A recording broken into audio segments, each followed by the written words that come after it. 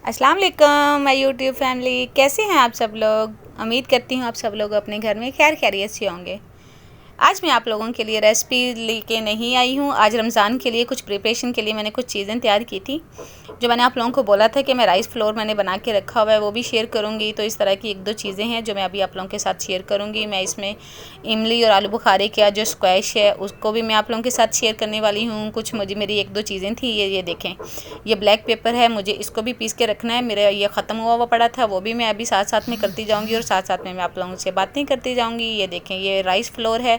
इसका ये होता है कि बाहर के जो चीज़ें हमें मिलती हैं ना, अवेलेबल होती हैं, और मिल तो हर चीज़ आती है बाहर से, लेकिन ये होता है कि वो पता नहीं साफ़ करते हैं कि नहीं करते, कंकर होते हैं, धुलावा होता है कि नहीं होता है चावल। तो हम जो घर में आसानी से अपने हाथों से अपने काम कर लेते हैं वो ज़्यादा फ़ायदेमंद रहते हैं। और फिर हमें पता होता है कि वो हमने अपने घर में अपनी चीज़ें तैयार करके रखी हुई हैं, तो साफ़ सुथरी हैं, तो मतलब उसमें कोई डाउट नहीं होता। राइस फ्लोर मैंने बना के रख लिया है। अब ये ब्लैक पेपर है, ये देखें। अब दोनों में डिफरेंस देखें, जो छोटे वाला बाउल है उसमें बाहर की ब्लैक मिर्ची है, और जो मैंने घर में तैयार किया हुआ है उसका कलर देखें और उसका कलर देखें, इतना ज़्यादा डिफरेंस होता है बाहर की चीज़ों में। तो इससे बेहतर है हम अपनी घर की चीज़ें तैयार करके रख लें, जिनमें कोई डाउट नहीं होता, ना कोई कंकर होता है, ना कोई चीज़ होती है। राइस फ्लोर भी मेरा हो गया और ब्लैक पेपर भी। ये है मेरे पास अनारदाना मेरे पास है। इसको मैंने अभी, ये है कि मेरे घर में धूप तो इधर उधर से कहीं से भी आती नहीं है, बंद फ्लैट है, तो इस वजह से करके अभी अगर इसको धूप लगी होती ना तो ये थोड़ा वो अच्छे तरीके से पाउडर बन जाता। पाउडर तो नहीं बना, खैर इसमें थोड़ी नमी होती है, तो इस वजह से करके इसको भी मैंने थोड़ा सा ग्राइंड कर लिया। और ये चीज़ है जो मैंने आप लोगों को ये इसके बारे में भी बताया था कि ये मेरी जो मैंने इस्तेमाल की थी इमली और आलू बुखारे की, जो वो मीठी चटनी कह लो, उसको स्क्वैश कह लो, कुछ भी, ये मैं उसके लिए तैयारी कर रही हूँ। ये मेरी एक है, मेरी हमसाई है, उसने भी ये तैयार करनी थी, उसको भी मेरे से बनवानी थी। उसने भी मेरी ये वाली रेसिपी खा के देखी थी, उसको मैंने दी थी थोड़ी सी ना, तो उसने बोला था कह रही कि आप मेरी ये बना के दे दो। तो मुझे भी अपने घर के लिए तैयार करनी थी, तो फिर कुछ उसने अपना सामान दिया, कुछ मैंने अपना मटेरियल डाला, तो हम दोनों ने मिलके तो फिर इसको तैयार मैंने अभी करना है ना उसकी चीज़ों में डाल के। ये देखें, ये मैंने इसको सारी रात के लिए भगो के रख दिया था। कुछ ये होता है 2 घंटे के लिए भगो देते हैं, कुछ ये होता है कि मतलब आधे दिन के लिए भगो देते हैं, लेकिन मैंने इसको सारी रात के लिए भगो के रखा था कि ताकि इसके है ना अच्छे तरीके से पल्प निकल जाए। और कुछ इमली ऐसी होती है कि जो थोड़ी सख्त होती है, उसको तैयार करना, थोड़ा साफ़ करना, गुटलियों से हटाना थोड़ा मुश्किल हो जाता है। ये देखें, आलू बुखारा इतना ज़्यादा सॉफ्ट हो गया था कि इसके ऊपर से गुटली, ये देखें कैसे कितनी आराम से आसानी से हट रही है। ये आलू बुखारा मेरा तकरीबन कोई 1.5 पाव से ज़्यादा है। ये इमली है, इमली का पल्प है। ये कढ़ाई रखी है, इसके अंदर मैं ये सारा सामान तैयार करूँगी। ये देखें, इसके ऊपर से ये है कि पल्प तो अभी बन गया था। ये वाला जो पल्प है ये है इसका आलू बुखारे का। आलू बुखारे की गुटलियाँ मैंने हटा दी थी, और फिर मैंने डायरेक्ट जिस कढ़ाई में मैंने इसको पकाना था, फिर मैंने उसी के अंदर इसके सारे पल्प को डाल लिया अच्छी तरह से। मैंने कहा फिर अलग अलग बर्तन डालने से बेहतर है कि इतना लंबा चौड़ा काम करने से, अब मैंने उसी बर्तन में इसको ऐड कर लिया।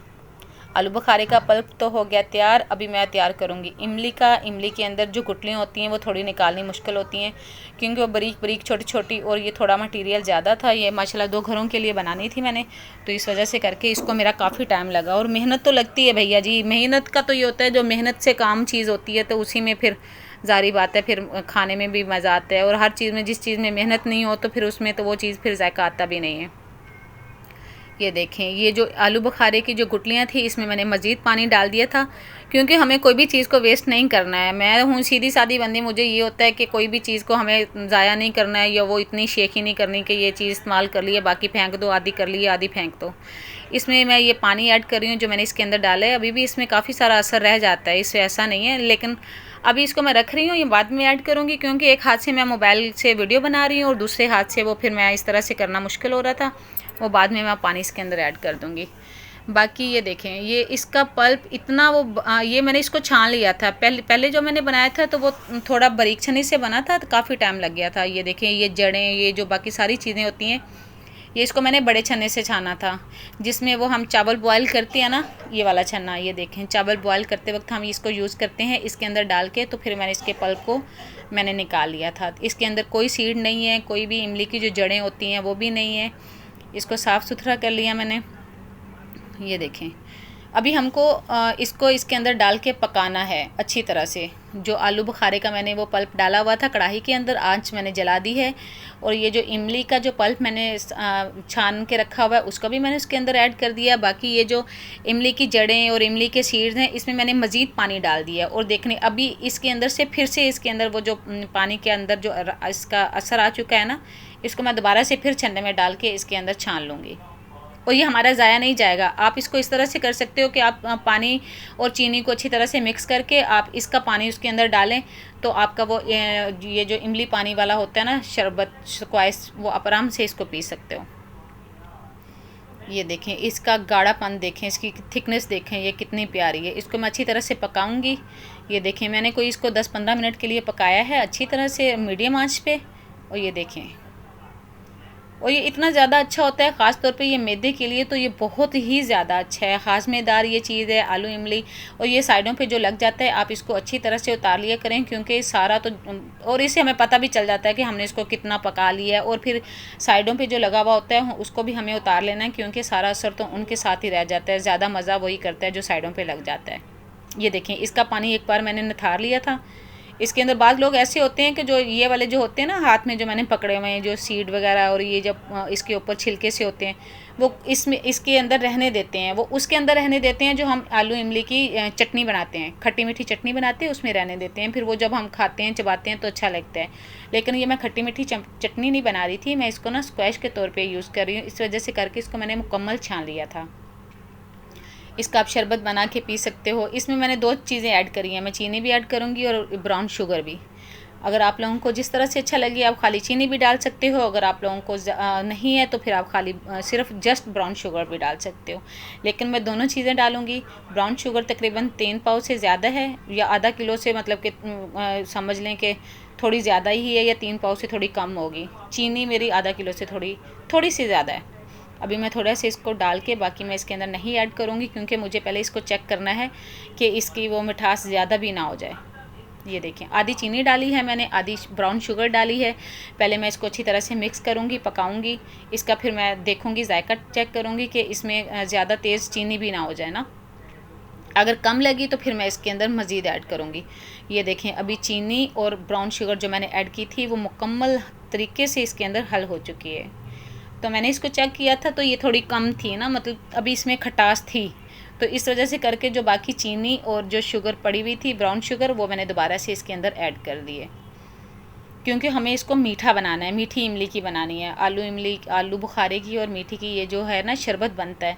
आप यकीन करें जैसे जैसे आप पीते जाएंगे इतना सुकून होता है ना मैदे को, और ये जो मुंह से पीने के सीने तक जो नाली होती है ना इसके पीने वाली, ये सुकून ठंडक मिल जाती है।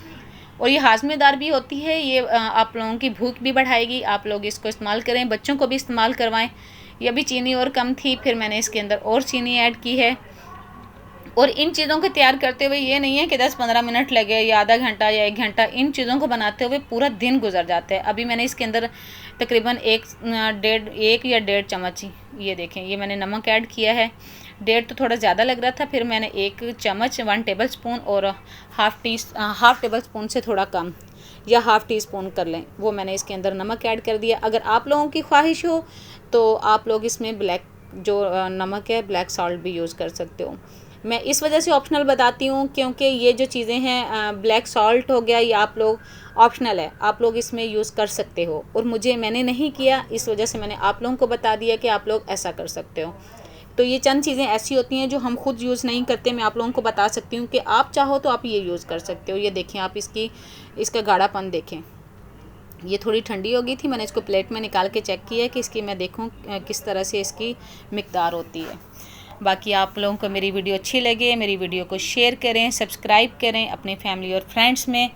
और जो नए आ रहे हैं उनका तहे दिल से शुक्रिया। मुझे बहुत ज़्यादा खुशी होती है जब आप लोग मेरे चैनल में आते हैं, मेरे सब्सक्राइबर को बढ़ाएं। मेरी छोटी सी प्यारी सी फैमिली है, और आप लोग चाहें आप लोगों की सपोर्ट से मेरी ये छोटी सी फैमिली बहुत बड़ी फैमिली हो सकती है।